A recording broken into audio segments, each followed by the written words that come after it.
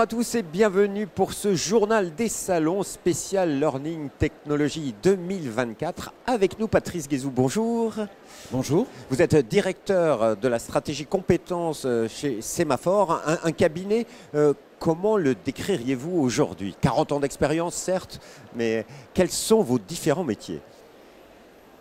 Sémaphore est un cabinet d'expertise et de conseil qui dépend d'un groupe qui est le groupe Alpha. Et ce cabinet d'expertise et de conseil s'exprime et travaille aux côtés des collectivités locales, des organismes d'État, donc de la fonction publique, et des organismes privés, des organisations privées, toutes, on va dire, dimensions confondues. Et dans ce cadre, nous exerçons nos activités à la fois sur la dimension financière, sur la dimension organisationnelle et management, sur la dimension RH, développement RH, et puis sur la dimension aussi restructuration et accompagnement des transformations des organisations. Donc vous êtes un acteur de l'emploi et de la formation en France. Vous accompagnez les structures dans toutes ces évolutions qui sont très fortes aujourd'hui parce que les métiers changent. Exactement, c'est bel et bien notre vocation d'accompagner les transformations, d'accompagner les évolutions et d'avoir le souci de l'impact de l'ensemble de ces transformations, qu'elles soient de nature environnementale, digitale, on en parlera certainement, ou autres, sur les problématiques d'emploi et de compétences. Alors certes, certains disent que la situation économique est un petit peu difficile, mais on parle de véritable révolution dans les métiers aujourd'hui. Alors, bien sûr, dans le secteur industriel, on réindustrialise notre pays d'un côté, mais la révolution digitale et l'arrivée de l'IA, c'est une vraie révolution pour tous les métiers, pour les emplois et même pour les fonctions RH. Alors évidemment, tous les métiers sont impactés par l'émergence de l'IA, mais pas uniquement. Et on pourrait presque dire que si ça n'était que l'IA, ce serait presque une bonne nouvelle. Tous les métiers sont impactés aussi par la transition écologique, par les exigences environnementales, mais également par la manière dont les activités se réorganisent, ne serait-ce que par exemple à l'aune de la réindustrialisation et de la volonté de rapatrier un certain nombre d'activités. Cela pose pour beaucoup d'industriels des conséquences considérables à gérer parce qu'il faut réinternaliser aussi de la compétence. Donc l'IA, c'est évidemment un sujet, c'est un sujet parmi d'autres. C'est un sujet qui va concerner toutes les dimensions que j'ai évoquées tout à l'heure, c'est-à-dire aussi bien les acteurs de la finance que les acteurs de l'organisation du travail, que les acteurs ressources humaines à proprement parler et du learning évidemment en particulier. Vous avez dit compétences, mais vous êtes directeur de la stratégie compétences. Aujourd'hui, il faut penser compétences et plus diplôme, titre, certification. Non, il ne faut surtout pas opposer diplôme, compétences. C'est quelque chose, on va dire, qui peut fonctionner ensemble. C'est d'ailleurs l'esprit de la loi de 2018. C'est aussi de cette manière-là qu'aujourd'hui, l'ensemble des organismes de formation conçoivent leurs dispositifs de formation en ayant pour préoccupation la reconnaissance des compétences précisément exercées en situation de travail. Donc, il n'y a aucune opposition à opérer entre diplôme d'un côté et compétences.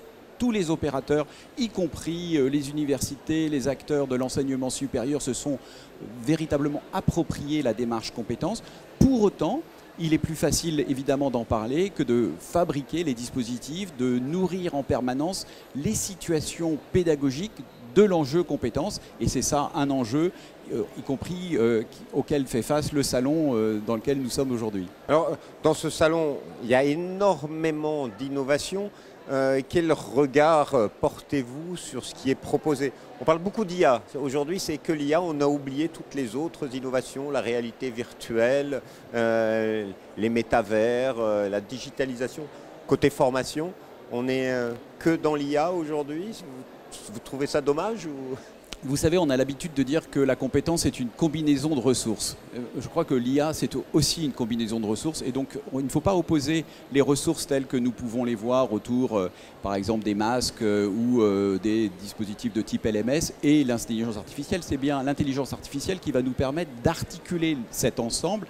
Et on voit toutes les solutions qui sont en train d'émerger. Ce sont des solutions, finalement, qui à la fois facilitent et tente d'accélérer les processus d'apprentissage. Donc on voit bien qu'il y a un dispositif là qui se met en place et qui progressivement se déploie d'accélération des façons d'apprendre. Et puis en même temps, et c'est un des enjeux évidemment de la formation, si on revient à ces fondamentaux, c'est comment on facilite l'apprentissage du point de vue de l'apprenant lui-même.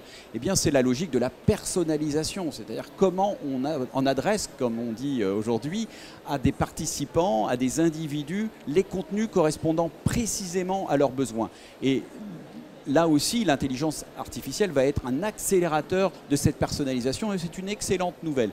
Donc je ne suis pas de ceux qui considèrent que c'est une menace. Je considère que du point de vue des apprentissages et de l'acte d'apprendre tel que, on va dire, il conditionne, je pense, la conviction de très nombreuses personnes ici, ça va être une formidable opportunité.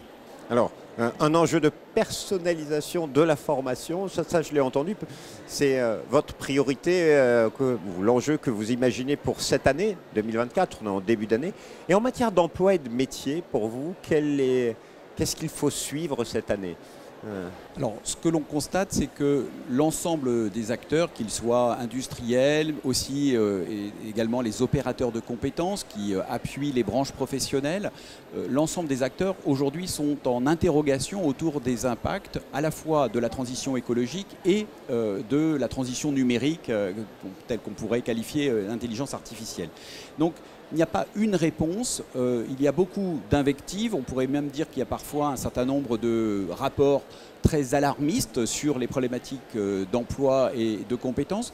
Cependant, ça n'est finalement pas écrit d'avance et nous avons encore à construire les chemins qui vont permettre une appropriation opportune de l'ensemble des technologies qui sont mises à notre disposition. Donc nous ne faisons pas partie des alarmistes, mais par contre nous faisons partie de ceux qui considèrent qu'il faut à la fois prévenir, c'est-à-dire qu'il faut faire en sorte de faciliter l'appropriation, de travailler avec les acteurs pour faire en sorte que ce ne soit pas un objet très lointain pour eux que l'IA, mais bien un objet de proximité, et regarder cas par cas, situation de travail par situation de travail, les conséquences que cela est susceptible de produire. Donc il ne faut pas tomber et sombrer dans l'alarmisme, mais il ne faut pas non plus être dans un optimisme béat. Ça veut dire qu'il faut suivre précisément, il faut travailler, il faut s'approprier et il faut engager des actions avec les collectifs de travail autour de l'appropriation de l'IA. Et nous serons là en tant que chaîne pour vous raconter toutes ces évolutions. Merci beaucoup, Monsieur Guézou, pour votre témoignage. Je vous remercie. Alors, si vous voulez en savoir plus et avoir des informations sur Sémaphore, le site internet sémaphore.fr. Et quant à nous, on se dit à bientôt pour un nouveau journal. Au revoir.